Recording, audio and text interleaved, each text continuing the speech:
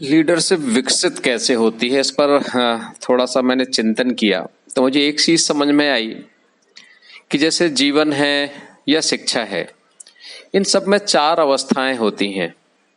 जीवन की भी चार अवस्थाएं हैं, बचपन है, तरुणावस्था है, जवानी है, बुढ़ापा है।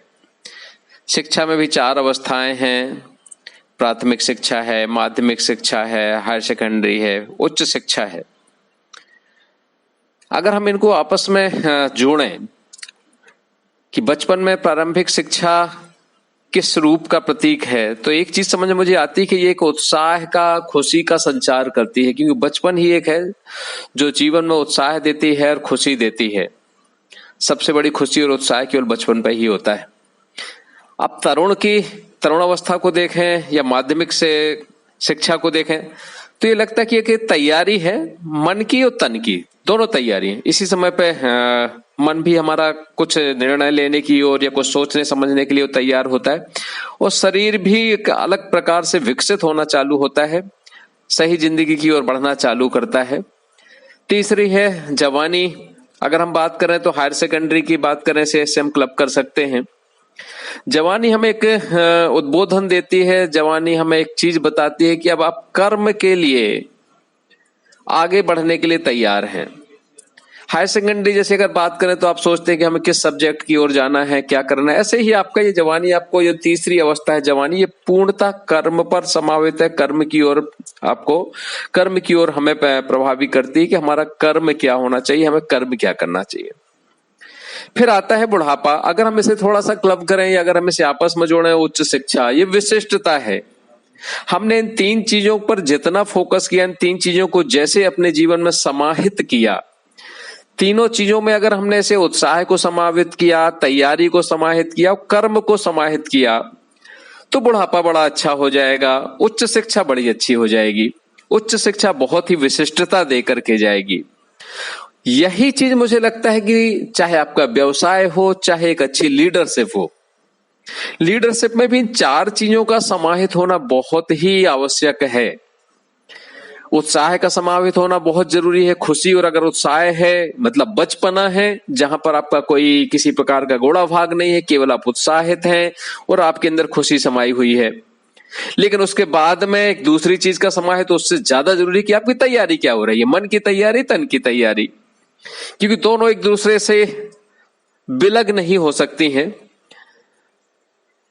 मन अगर तन के साथ चल रहा है तो शायद मुझे लगता है उसके परिणाम अच्छे होते हैं।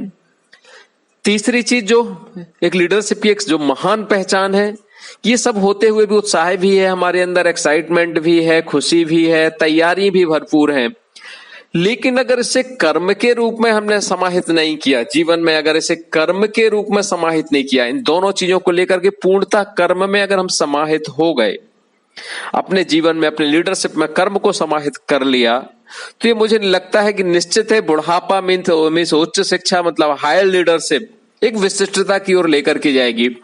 एक ऐसी विशिष्टता लेकर के जाएगी जो हमारे जीवन में एक वो अनुभव देगी कि जिसे आप सफलता के रूप में देख सकते हैं, विशिष्टता के रूप में, सफलता, विशिष्ट सफलता के रूप में देख सकते हैं, देखा जा सकता है।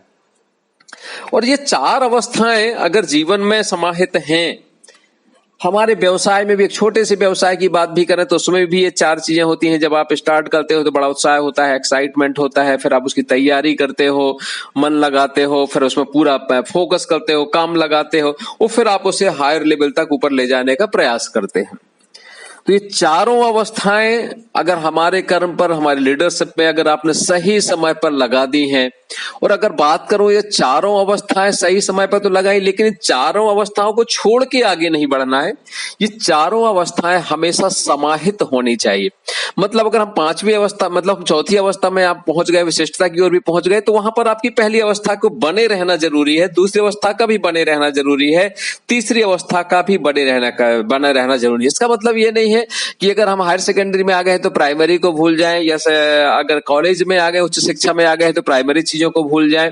ऐसे ही अगर कर्म पर अगर हम जमीन से जुड़ी हुई चीजों से अगर हम लगे हुए हैं, बने हुए, लीडरशिप में अगर टॉप लीडरशिप में पहुंच गए हैं, लेकिन वो लीडरशिप कहां से स्टार्ट हुई, कहां से प्रारंभ हुई है, ये अगर आपके लीडरशिप में समाहित है, सीखने की क्रम अगर आपके लीडरशिप में हमेशा समाहित है, वो कर्म अगर आपके लीडरशिप में समाहित है, तो मुझे लगता है ये आपकी लीडरशिप पूर्णता की ओर हमेशा बढ़ती जा रही है और आप पूर्णता की ओर हमेशा बढ़ते जा रहे हैं। ये मेरा एक स्वयं का एक अनुभव है। मुझे लगता है इसे हमेशा अपने जीवन में समाहित रखना चाहिए। और इसके साथ साथ एक और अच्छी चीज होती है, एक बड़ी चीज होती है जिसका हमें खास करके ख्याल रखना बहुत जरूरी होता है कि हम कुछ चीजों को खाली पढ़ लेते हैं। एक पेपर में पढ़ा हुआ कोई चीज कई बार हमें भूल जाता है, लेकिन अगर वही घटना, एक घटना हमने पेपर में पढ़ी, न्यूज़पेपर में पढ़ी, लेकिन कुछ देर बाद भूल जाते हैं।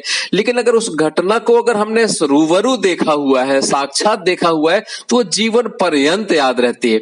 ऐसे ही अगर हम अपने कर्म पर, हम अपनी लीडरशिप पर कुछ काम करते हुए आगे बढ़ते हैं, घटना के रूप में लेकर के आगे बढ़ते हैं, बजाय सीखने, किसी दूसरे से सीखने के बजाय अगर हम खुद करके उसे आगे बढ़ते हैं, साक्षात नजरों से देख करके आगे बढ़ते हैं, तो मुझे लगता है जीवन पर्यंत आपके लीडरशिप में हमेशा सहायक होती है। तो मुझे लगता है इन चीजों को हमेशा अपने लीडर्स में, अपने कितने बड़े भी हम लीडर्स बन जाएं, कितने ऊपर भी पहुंच जाएं, हमें चारों अवस्थाओं को अपने लीडरशिप में हमेशा समाहित रखना चाहिए। थैंक यू, नमस्कार।